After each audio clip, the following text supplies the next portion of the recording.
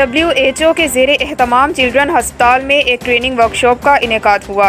हमारे city reporter Abdul Hammad की तफसीलात के मुताबिक WHO के ज़ेरे एहतमाम चिल्ड्रन अस्पताल में ट्रेनिंग वर्कशॉप का इंعقاد हुआ। वर्कशॉप में वबाई मर्ज में दिमागी और नफ्सियाती मदद के हवाले से डॉक्टर इम्तियाज़ डोगर ने वर्कशॉप की सरबराही की और तमाम शुरा को सर्टिफिकेट्स भी दिए।